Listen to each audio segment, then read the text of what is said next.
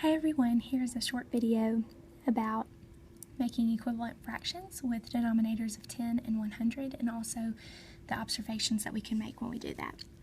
So first what we did in class today is we saw that this was 4/10, so we colored in 4/10 in this model. Then we wanted to make an equivalent fraction, so we colored in the same amount in the other model. Okay, so this one is cut into tenths and this one is into hundredths. So even though I colored in 4 over there, in order to color in the same amount here, I had to color in 40. So we made some observations.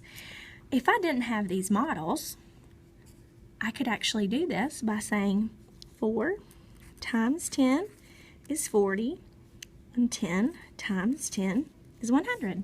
We did this when we did our fractions unit because we saw that, hey, what I'm really doing is multiplying by one whole.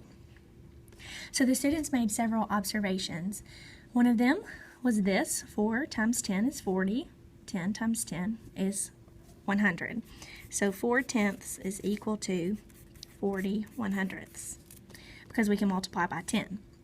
The other observation we made is we changed 4/10 into a decimal, which is 0.4.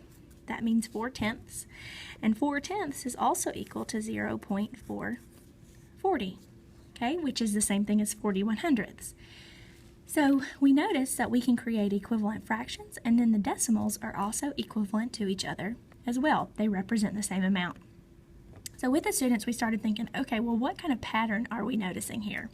So over here, when we went from 4/10 to 40 100ths, we actually added a 0 in the numerator and a 0 in the denominator, which is the same thing as multiplying by 10. 4/10 in decimal form changed to 40 100ths in decimal form. All we did was add a 0. So really, there's a quick and easy way to change these decimals and fractions into equivalents just by adding zeros. We can also do the same thing backwards. We can say I have 70 100ths. All I need to do to make it into tenths is to remove the 0. It's the same strategy.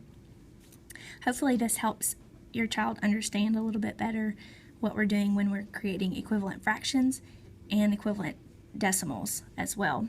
Thanks.